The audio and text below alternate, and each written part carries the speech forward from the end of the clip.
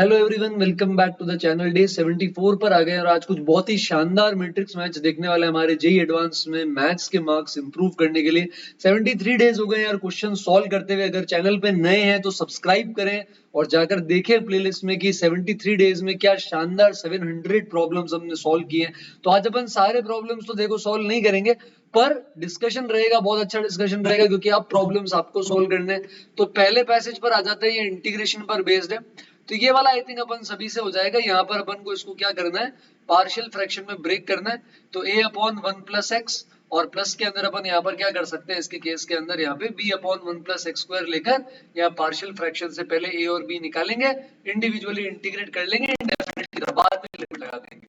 Next जो है इसके लिए अपन यहाँ पर पहले डिफरेंशिएट करेंगे। अच्छा, एक इंपॉर्टेंट बात, अगर यहाँ पर अपन x को 1 रखते हैं तो ये 1 प्लस 1 हो जाएगा और 1 से 1 का इंटीग्रेशन 0 होता है। तो प्लस से निकाल के लिए f1 बराबर 2 है। खैर f डैश x ले लेते हैं बेटा, तो f डैश x आ जाएगा, आपके पास 1 का होता नहीं है, x का डिफरेंशिएशन 1। न्यूटन लेबनिज से ही आ जाएगा ln square x plus ln x, वो भी 2 टाइम्स। तो ये ln x प्लस 1 का होल स्क्वायर बन जाएगा। अब ln x प्लस 1 का होल स्क्वायर 0 कहाँ होगा, जब ln x माइनस 1 होगा।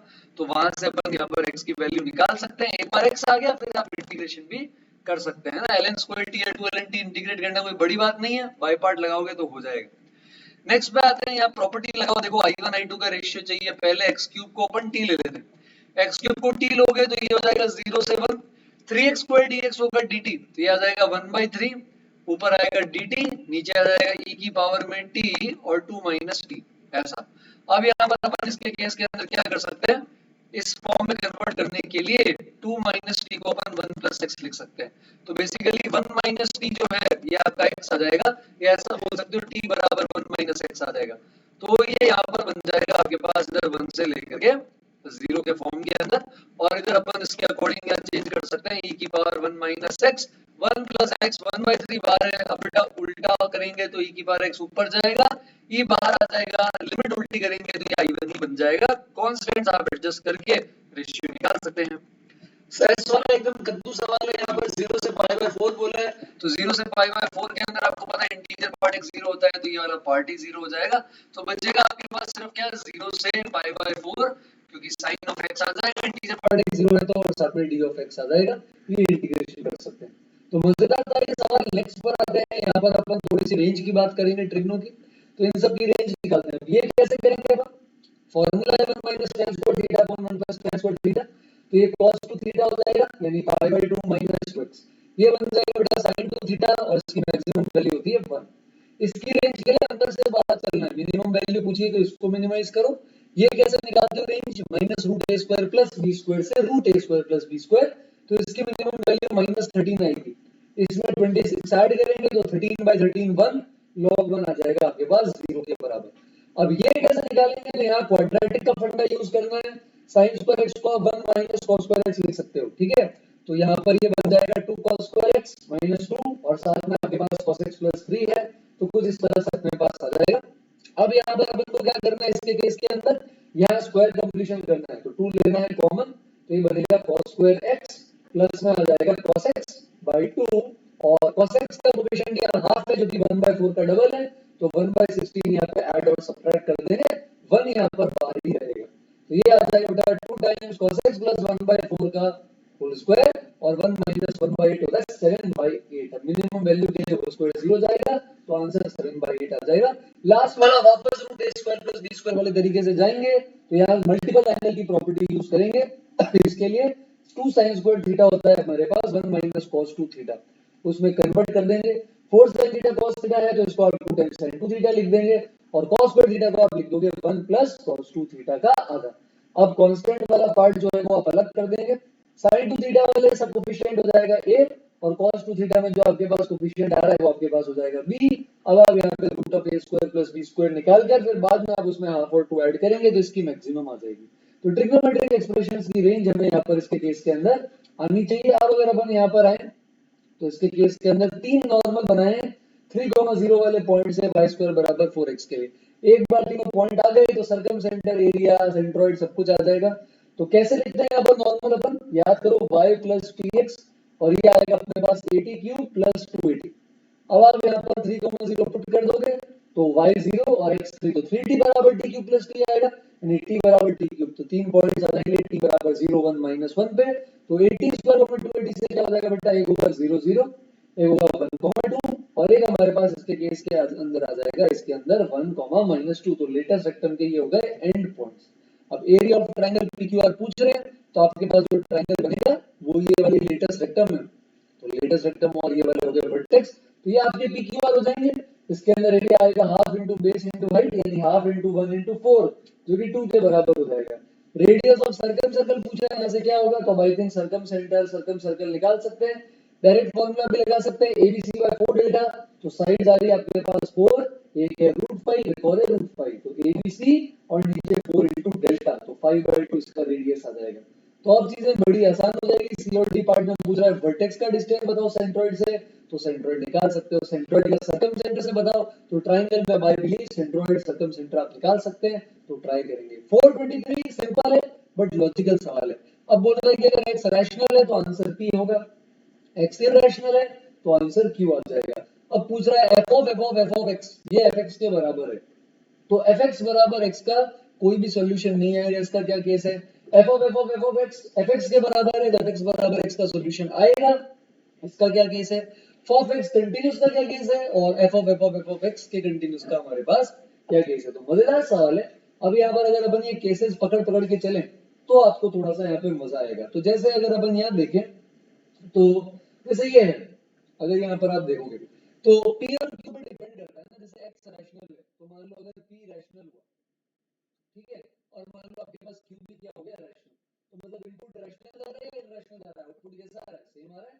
तो अब जब यहाँ पर f of x निकालोगे और अगर x रैशनल है तो आउटपुट आएगा p, और p रैशनल नंबर है, और f of x आप निकालोगे तो आएगा q अगर x इरैशनल है, और आउटपुट दोनों में रैशनल आया। तो अब जब आप यहाँ पर f of x निकालने जाओगे तो दोनों से ही आउटपुट आपके पास क्या आएगा, ऑलवेज p के बराबर आ जाएगा। और अगर ये वापस आपके पास यहाँ पर p के बराबर आ गया तो ये ऑलवेज क्या रह जाएगा, p, चाहे आपके पास रैशनल आ रहा है चाहे आपके पास क्या आ रहा है, इररेशनल आ रहा है। अभी f of x के बराबर तो नहीं होगा जो यहाँ पर बोल रखा है, पर अगर यहाँ देखें तो इसके लिए अपने पास कोडोमेन रेंज रैशनल आ रही है तो और कंटीन्यूअस है, तो जैसे r है तो आप इसको इससे मैप कर सकते हो। अब अगर इसके केस के अंदर मैं p और q दोनों को ही इररेशनल ले लूं, तो दोनों को इरेशनल ले लूंगा, तो f of x लेने पर चाहे रैशनल हो या इरेशनल दोनों का ही आउटपुट इरेशनल आ रहा है। तो अब जब मैं f of x निकालने जाऊंगा तो इसके केस के अंदर वापस q आ जाएगा, क्योंकि दोनों में इरेशनल आ रहा है तो आउटपुट दोनों में कांस्टेंट हो जाएगा q। तो अब यहाँ पे f of x भी अगर आप निकालोगे एक और fx तो वापस फिर से क्या आएगा आपका q, तो कंटीन्यूअस हो गया है और सारी रेंज इरेशनल में है, तो ये इससे हो जाएगा। अब इन दोनों में कैसे डिसाइड करना है बेटा, जैसे मान लो आपका p रैशनल है और q इररेशनल है, अब क्या होगा, अगर आप f of x निकालते हो और अगर आपका x रैशनल है तो इसके केस में आउटपुट आएगा p, है ना। अब आप यहाँ पर f of x निकालते हो क्योंकि p रैशनल है तो फिर से p आएगा, और अगर आप f of x निकालते हो तो फिर से क्या आएगा p, तो ये दोनों बराबर आ रहे हैं। इसी तरह अगर आपके पास इसके केस के अंदर यहाँ पर अगर अपन देखें तो अगर आपके पास मान लो q इररेशनल है तो आपके पास f of x जो आएगा इसके केस में इररेशनल रखने पे ये q आएगा, फिर से मैं इसमें इरेशनल रखूंगा फिर से q आएगा, फिर से इरेशनल रखूंगा फिर से क्या आएगा q। तो f of x बराबर क्या आ जाएगा fx, दोनों ही केसेस में चाहे आप ये लोगे या ये लोगे, पर fx बराबर x का सॉल्यूशन है या नहीं ये देखना है। तो fx बराबर p, फर्स्ट वाले में p रैशनल q इरेशनल में तो सॉल्यूशन आ रहा है, तो सॉल्यूशन वाला ये हो जाएगा। ये अब आप ट्राई करके देखेंगे कि अगर p इरेशनल है q रैशनल है तो फिर ये क्यों बराबर नहीं आ पाते, ये आपको सोच के बताना, आप देखोगे p और q उल्टा हो जाएंगे, बराबर नहीं आ पाएंगे। तो अच्छा लॉजिकल सवाल था, ट्राई करना है। नेक्स्ट वाले के केस के अंदर अगर अपन यहाँ पर देखेंगे तो इसके केस के अंदर अगर अपन यहाँ आइडेंटिफाई करें तो बोल रहा है कि xi yi पॉइंट जो भी कर्व पर है वहां पर आप क्या कर रहे हैं, यहाँ पे टेंजेंट लिख रहे हैं जो x एक्सिस को कट कर रहा है xi प्लस 1 पे, और xi प्लस 1 yi प्लस 1 पे फिर से टेंजेंट बना रहे हैं जो xi प्लस 2 पे कट कर रहा है। तो ये सब एपीजीपी किस में चलेंगे, तो जैसे मान लो आपके पास है ये वाला y स्क्वायर बराबर है सबसे आसान, तो आप यहाँ पे 80 स्क्वायर को 280 लेंगे तो ये आपके पास पॉइंट आ गया। अब इसमें टेंजेंट कैसे लिखेंगे, आप टेंजेंट लिखेंगे आप yt बराबर x प्लस 80 स्क्वायर, है ना। तो ये जैसे मान लो xi yi हो गए, x1 y1 बोल देते हैं। अब ये x एक्सिस को कहां कट करेगा, y0 कर दो तो ये कट करेगा minus T square by 4 comma 0।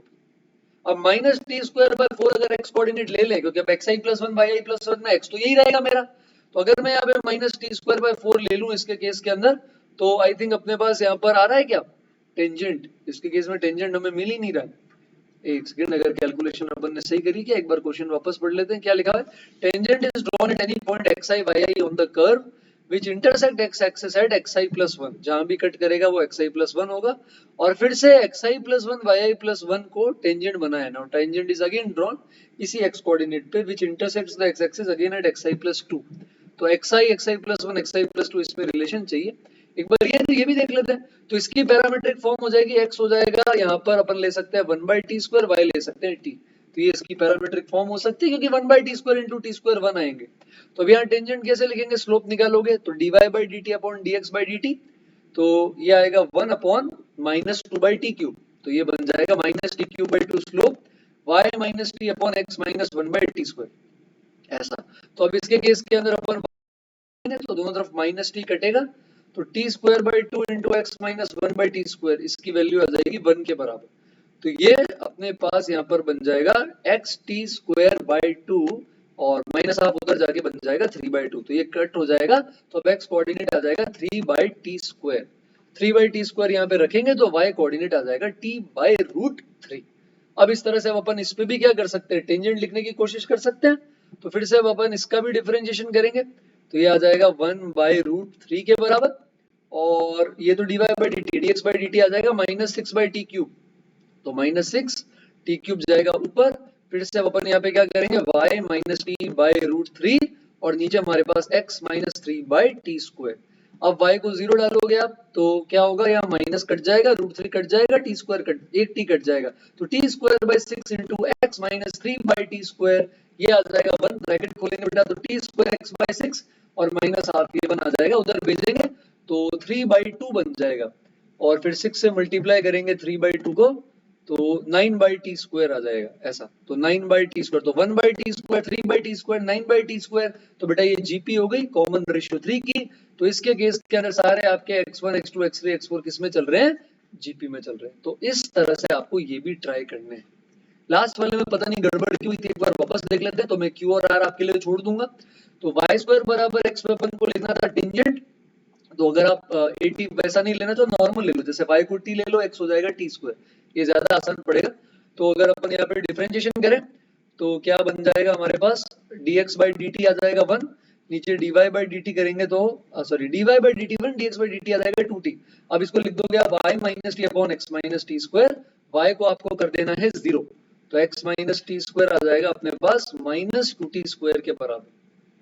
तो x आ रहा है -t², ये थोड़ा सा डिस्प्यूटेड लग रहा है, हो सकता है या तो यहाँ साइन गलत है, क्योंकि ये चेक जो बन रहा है जहाँ पे कट कर रहा है वो बन रहा है x बराबर -t², तो उस पे तो y² बराबर -t² तो हो नहीं सकता।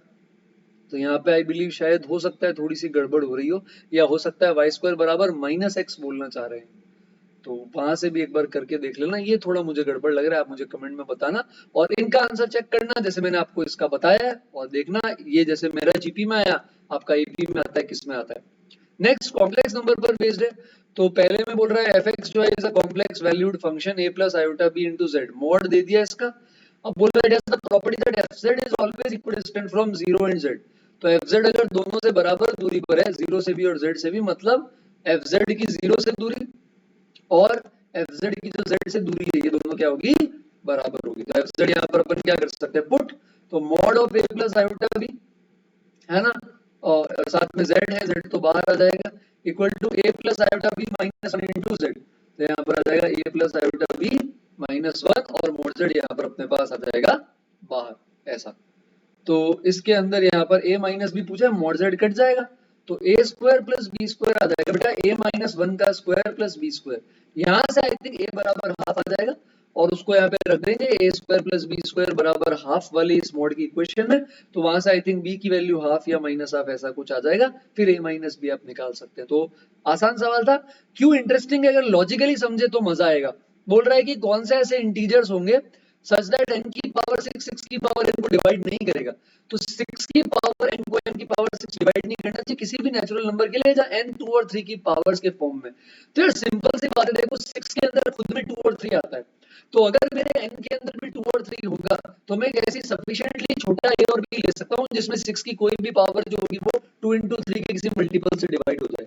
तो ये तभी पॉसिबल है जब हम जो n ले रहे हैं या तो सिर्फ 2 की पावर में हो या फिर सिर्फ 3 की पावर में हो, और ये भी छोटे नंबर्स पे मिलेंगे, बहुत बड़ी वैल्यूज पे तो 6 की पावर n बहुत बड़ा हो जाएगा, वो n की पावर 6 को डिवाइड कर ही लेगा। तो छोटे छोटे नंबर से शुरू करो, है ना। जैसे मान लो अगर आप यहाँ लेते हो a बराबर 1, तो यहाँ पर ये ऊपर आ जाएगा, ये 2 की पावर 1 आ जाएगा, तो n हो जाएगा 2, 6 स्क्वायर और नीचे 2 की पावर 6, तो ये जैसे डिवाइड नहीं कर पा रहा। फिर आप जैसे a को 2 ले लो, है ना, a को या b को 0 ले लो, एक 1 भी हो सकता है, तो 6 की पावर 1, 1 की पावर 6, ये एक मिल गया, n बराबर 1 मिल गया। फिर अगर आप यहाँ पे b को 1 लोगे तो 3 हो जाएगा n, तो नीचे ऊपर 6 क्यूब, नीचे 3 की पावर 6 से डिवाइड नहीं कर रहा, डज नॉट डिवाइड वाली देखने हैं, तो 2 डिवाइड नहीं कर रहा, 3 नहीं कर रहा, 1 भी 1 कर रहा है, तो 1 छोड़ देंगे, 2 ले लेंगे, 3 ले लेंगे, 4 ले सकते हैं, 2 का स्क्वायर 4 होता है, तो a बराबर 2 पे 6 की पावर 4 आ जाएगा, और नीचे आपके पास यहाँ पर क्या आ जाएगा, 4 की पावर 6। तो ये भी अगर आप देखोगे तो ऊपर फैक्टराइज करने पे 2 की पावर 4 बन रहा, नीचे 2 की पावर 12, ये भी डिवाइड नहीं करेगा। तो आई थिंक टोटल ऐसे 6 आएंगे, 2 3 4 8 9 27। उसके बाद जो बड़ी पावर्स लोगे ना, उसमें जैसे b4 ले लिया, तो 6 की पावर 81 कच्चा चबा जाएगा 81 की पावर 6 को। तो ये चीजों का अपन को थोड़ा ध्यान रखना पड़ेगा। तो स्टार्टिंग के 6 नंबर्स पे मिलेगा, रखना है, ट्राई करना है, मजेदार है तो ही मजा आएगा, एडवांस में आ गया तो। आर देखेंगे यहाँ पे, आर और एस, इसमें आर में रीजन दे रखा है आपको, A is the region of complex plane such that z by 4 and 4 by z bar have real and imaginary parts in 0 से 1। तो z by 4 का रियल पार्ट और 4 by z bar का इमेजिनरी पार्ट इसमें होना चाहिए। तो z by 4 का रियल पार्ट क्या होगा, z को ले लेते हैं x plus iota y, तो रियल पार्ट होगा हमारे पास x by 4। ये क्या कुछ मिस्टेक है इसमें, सिर्फ x by 4 कैसे आ रहा है, ऐसे तो ये रेक्टेंगल बना देंगे। अगर इसका रियल पार्ट लूंगा z by 4 का, तो ये तो इतना सा आ जाएगा, यानी x 0 से 4 के बीच में। 4 by z bar में रैशनलाइज करना पड़ेगा बेटा, तो x माइनस आयोटा y से x प्लस आयोटा y नीचे, तो x माइनस आयोटा y नीचे, तो x प्लस आयोटा y से रैशनलाइज कर देंगे।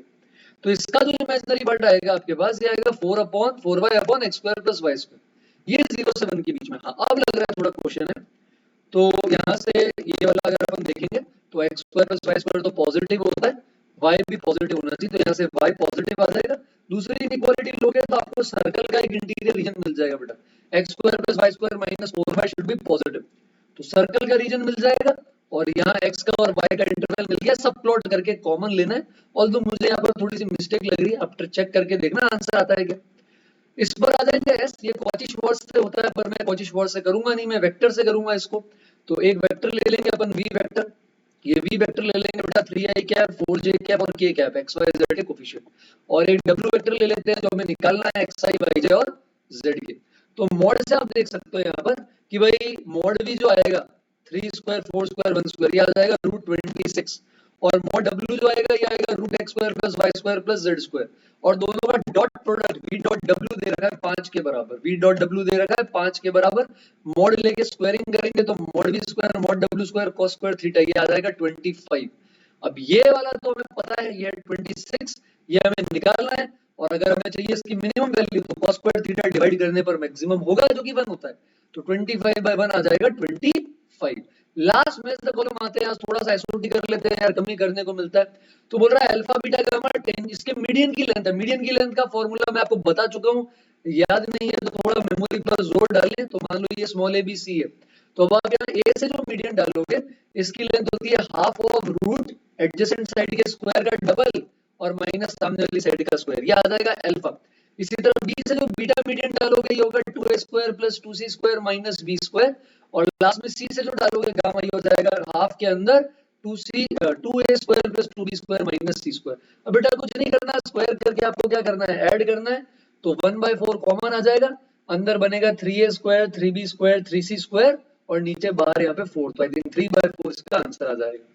नेक्स्ट अगर यहाँ देखें तो बोल रहा है point P lies in the interior of equilateral triangle. Equilateral triangle मेरे को बहुत पसंद है ना, आपको भी पसंद है। अब बोल रहा है इसकी डिस्टेंस है साइड से, एक है x, एक है y, एक है z। तो करना कुछ नहीं है, क्योंकि ये डिस्टेंस परपेंडिकुलर होती है, तो 3 ट्रायंगल में डिवाइड करके सबका एरिया ऐड कर दो। तो एक आ जाएगा हाफ sx, एक आ जाएगा हाफ sy, एक आ जाएगा बेटा हाफ sz, और ये ट्रायंगल के एरिया रूट 3/4 साइड स्क्वायर के बराबर है। साइड दे रखी है आपको 2, तो अब यहाँ से सॉल्व करना है आपको बड़े ही आराम से, और यहाँ से आपके पास साइड की ये इसकी x plus Y plus Z की वैल्यू आ जाएगी। आर वाला देखोगे तो आपको मजा ही आ जाएगा, एंगल एबीसी एपी में। तो अगर ये आपका बी है, ये आपका बी प्लस थीटा है, तो ये आपका बी माइनस थीटा आ जाएगा। तो तीनों एंगल का सम 180 होता है, तो बी जो है वो 60 डिग्री आ जाएगा। तो बी 60 डिग्री है, और जो आपका एबीसी आ रहा है ये जीपी के अंदर आ रहा है, मतलब बी स्क्वायर किसके बराबर आ रहा है, एसी के बराबर आ रहा है। ठीक है, अब यहाँ पर अपन यहाँ साइन रूल लगाएं तो अपन इसको लिख सकते हैं 4 साइन बी क्या होता है 2r साइन बी, तो 4r square sine square B, ये हो जाएगा 4r square sine A sine सी के बराबर। अब मजा आएगा बेटा, आपको 4r स्क्वायर कटेगा, sine square B sine 60 degree का स्क्वायर 3/4, ये हो जाएगा sine A sine C. Sine A sine C को अपन यहाँ स्प्लिट कर सकते हैं, cos A minus C minus cos A plus C, और अपॉन में 2 में a प्लस सी 120 डिग्री होगा बेटा, तो इसकी वैल्यू माइनस हाफ हो जाएगी। यहां से अगर अपन सॉल्व करेंगे तो cos of a minus C I think half या ऐसा कुछ आ जाएगा, या माइनस हाफ आ जाएगा, तो a प्लस सी आपका आ जाएगा 120 और a minus C I think 0 आ जाएगा। a और c बराबर ही आ रही है, कैंसिल ही हो जाएगा शायद। तो आपका एंगल है, आप यहाँ पर देखना एक बार स्प्लिट करके क्या बनता है, क्या मैंने इक्वेशन सही लिखी है, कुछ गड़बड़ तो नहीं कर दी। एंगल भी 60 डिग्री है, फिर यहाँ से साइन रूल लगाकर अपन कंपेयर कर रहे हैं, तो साइन स्क्वायर भी आ रहा है साइन ए साइन सी, यानी 3/4 आ रहा है साइन ए साइन सी के बराबर, तो वहां से आप देखोगे ए और सी भी 60-60 आ जाएंगे। इक्विलैटरल ट्रायंगल बनेगा तो सब कुछ बराबर है, एबीसी तो ए क्यूब अपॉन ए क्यूब 1। ट्राई करना है। आज लास्ट सवाल जो है वो बहुत ही अच्छे रिजल्ट सेंड करते हैं, जो बहुत सीक्रेट ट्रिक आपको बता रखी है। तो यहाँ बेटा एबीसी बाय 4 डेल्टा है, एबीसी बाय 4 डेल्टा जो होता है वो हमारा किसके बराबर होता है, कैपिटल आर के।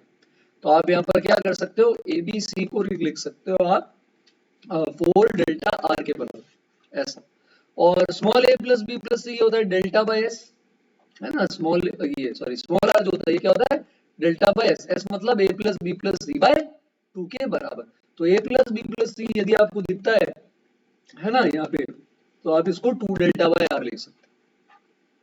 तो यहाँ पर क्या आ जाएगा, एबीसी बाय 4 डेल्टा जो है, तो यहाँ पर एबीसी बाय डेल्टा आ जाएगा आपके पास 4r, और यहाँ पर ये अच्छा ये डेल्टा एक्स्ट्रा है इनका, ये गड़बड़ है, यहाँ डेल्टा स्क्वायर होना चाहिए डेल्टा रूट के बाद, तो ये करेक्शन कर लेना। तो एबीसी बाय 4 डेल्टा आर होता है, तो यहाँ पर एबीसी बाय डेल्टा आ जाएगा 4r, ए प्लस बी प्लस सी 2s होता है, 2s बाय नीचे एक डेल्टा होगा तो ये 2/r आ जाएगा ऐसा। और capital R by small R का रेशियो हमेशा ग्रेटर देन इक्वल टू 2 होता है, रिजल्ट बता रखा है। 2 होता है सिर्फ इक्विलैटरल ट्रायंगल के, तो 4 इंटू 2 इंटू 2 16 का रूट होता है 4, वो इसकी मिनिमम वैल्यू है इक्विलैटरल पे। तो ये सारे वापस लगाओगे बेटा, एसओटी का ये पैसेज अपन को लगाना है, कॉम्प्लेक्स नंबर का पैसेज लगाना है। आर पार्ट में मेरा एरिया नहीं आया, आपका आता है तो आपको मुझे निकाल के बताना है, जो भी अपना रीजन बनता है। बाकी पी क्यू एस कद्दू थे वो अपने बड़े आराम से आ गए।